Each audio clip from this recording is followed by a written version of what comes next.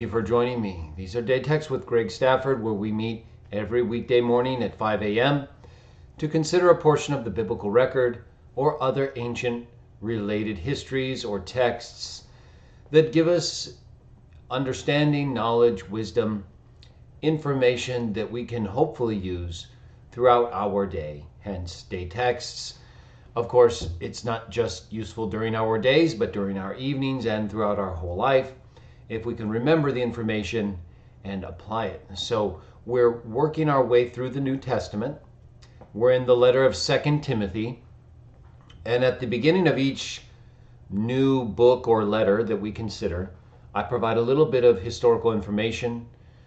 So if you want to know more about the letter of 2 Timothy, you can go back to the first video in this series, and you should be able to find something there. Otherwise, we read through text groupings that I make and that all relate in a way that we can apply and make a specific point rather than something that's more narrative or involved and more like a story. So I try to group texts together that are going to give us information, sayings, or some piece of historical information that's important, so that we can remember it in the context of everything else that we do during our day. Okay, so we're in chapter 3, and yesterday's day text, I don't know always in advance which text I'm going to group the following day. And I group the texts according to what I've translated in the Great Message translation, which you can find on the Christian Witnesses of Jah discussion forum page. And so yesterday I mentioned that we might be getting into the texts in 2 Timothy that talk about Alexander the metalworker. But actually, he's not going to show up until tomorrow. So today we're going to read chapter 3, verses 10 through 13. And then we'll make a brief application, and we'll be on our way. At the end of this day text video, I will also talk a little bit more about this Saturday's C.W. Jah Talk Show. But first, let's get to the text. All right, 2 Timothy chapter 3, verses 10 through 13 read, "But you carefully considered my teaching, my way of life, my intention, my faith, my patience, my love, my strong endurance, my persecutions, my sufferings. These things happened to me in Antioch, in Iconium, in Lystra. Whatever persecutions there I endured, and out of all of them the Lord rescued me. Indeed, all those wanting to live God's way with Christ Jesus will be persecuted." Okay, last verse 13 of chapter 3. "On the other hand, evil people," remember that, we're going to talk about it in a minute, "evil people and those pretending to be something they are not will get worse, deceiving people and being deceived." So we have to be able to identify evil people. That does not mean we're making a judgment on them about their eternal salvation or even about what they really feel in their heart and mind beyond what we can see that they demonstrate or what they show as the fruit of their works. Or the fruit that they demonstrate shows us what kind of person they are, at least to the extent that we can identify sufficiently whether or not we want to spend time involving ourselves with that person or those people. We can identify whether or not people produce rotten fruit, like Jesus said. A good tree does not produce fine fruit, not rotten fruit, and a rotten tree does not produce good fruit. We have to be able to identify the fruit that people are producing. If you can't do that, you'll probably eat from every tree you come across the second you get hungry, spiritually speaking. You're not supposed to do that. You're supposed to eat from good and healthy trees. Look at the fruit. How does it seem? Would you eat a piece that seemed rotten? So why would we do that today with people? why would we spend our time with people that we can obviously see have rotten fruit, or their fruit is discolored, it's soft where it's supposed to be hard, it's not the kind of thing we can eat, figuratively speaking. It's not good fruit. So, as I've talked about in the last couple of day texts, there are, of course, numerous references in the Bible to stupid ones and things that they do that help us to identify them. It's not possible to read the book of Proverbs and not make an application of stupid ones texts. You can't do it. Or if you can, then you're really not attempting to use the information, right? I mean, it's meant to be read and applied. It's not meant to be used to cast a permanent judgment on someone. But if you cannot apply certain texts to people and determine that they're stupid based on what they're doing at that time, again, we're not making wholesale judgments or determinations permanently. But here we're told in verse 13 of today's day text that evil people are pretending to be something they're not. So we better be very good at determining whether or not someone is lying to us, misrepresenting themselves, or if they're just so openly evil, like Paul talks about right here, in the sense that you can see their works, you can see their fruits. You don't have to be able to read into their heart and or their mind. They're showing you.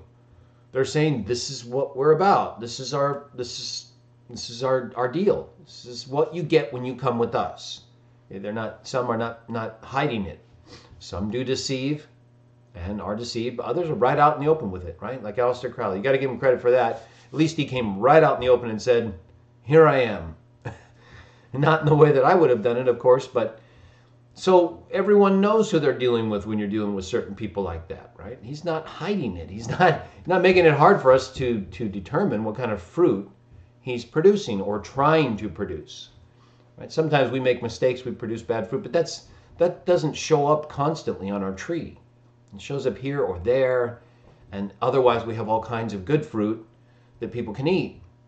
Right? We may have a bad item here or there, but overall, if we're trying and we're willing to endure, like Paul talks about here, sufferings, persecutions, whatever, then we're going to have a majority of good fruit for people to pull from when they come to our tree, when they come to us. And they want to eat, figuratively. They want something to benefit from us because they see us as a source of knowledge and information, someone that they hope they can learn from and better themselves as a result of being in our presence. So we want to be like that. We want to be able to give people the kind of fruit that they can eat from, and where we produce something bad here or there, sorry about that. You try this piece, right? We can always do that, but our goal should not be to produce rotten fruit. Some people's goal is to produce rotten fruit. It's what they tell you right out of the gate. Like I said with Aleister Crowley, he was not hiding what he was doing or why he was doing it.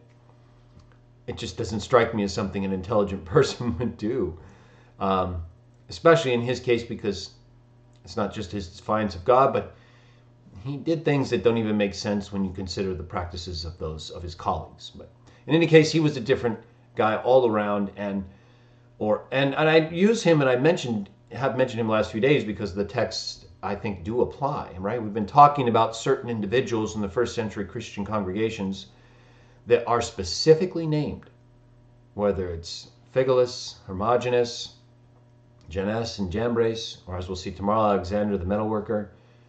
There are people today that we have to be aware of and that we should specifically name so other people are aware of them. There's nothing wrong with that.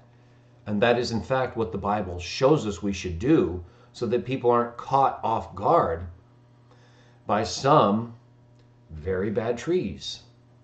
Okay? So that's what I try to do. I try to give people information so that they understand what's out there if they don't already, and they can make good decisions. They won't be deceived, because followers of Aleister Crowley and others are here to deceive you. If they're committed followers, their goal is to undermine Christianity and belief in God, belief in the Christ, all for the sake of things that, as I've mentioned before, really have no value. So And as I also stated, I don't even believe Aleister Crowley really did the things that the kind of spirits he was invoking would bless.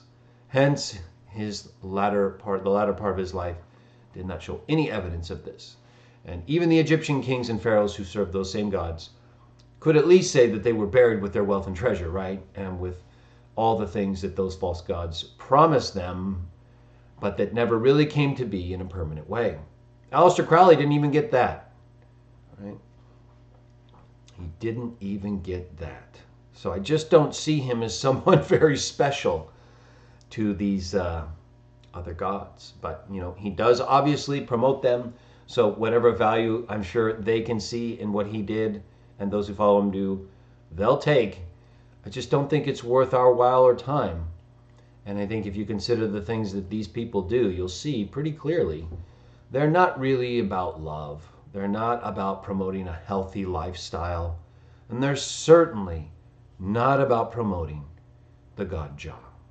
That's what we do. They don't have to do it. That's what we're going to keep doing. We have good reasons, far better reasons than anybody has for serving the Egyptian gods. I can tell you that. And I'd be happy to talk with anybody who disagrees and explain to them all the different things that the Egyptian culture and gods did to those people. Okay, so I think we've applied pretty much everything we need to from today's text. We'll get into this further tomorrow when we talk about Alexander the metalworker. And so that's some good information for us. Keep these things in mind. We're going to be persecuted. We're not always going to have things go our way. That's life in this world. But if we keep going, Jah will give us what we need for each day. And as Jesus said, that's enough, because each day will have its own anxieties, sufficient for that day. So now let me talk briefly about that. We have a day text tomorrow, obviously Friday. And we'll finish up 2 Timothy tomorrow. And then Saturday, 8:30 a.m. Pacific Standard Time, we're going to have CW Jah Talk. And the show is going to be about basically the quote-unquote dash sexuals. What I mean by that is we're going to talk about the different sexual attractions, identities, genders, all of the things that are involved in discussions involving heterosexuality, homosexuality, pansexuality, transgenderism. I'm not going to discuss every single aspect related to these issues. I'm going to talk basically about what the Bible teaches in terms of how we were made, what science shows us in terms of how we were made, and then talk about some of the beliefs that people who are either homosexual or bisexual or pansexual have that they use to help explain their practices. And also how we as Christians can get along with them, even though we have different views on sex and gender. We can still get along. That doesn't mean we'll always agree. Getting along and always agreeing are not the same things. And we'll talk about that this Saturday. So I look forward to joining you then and tomorrow for another day text. Until then, may Jah bless you in Jesus' name. Thank you.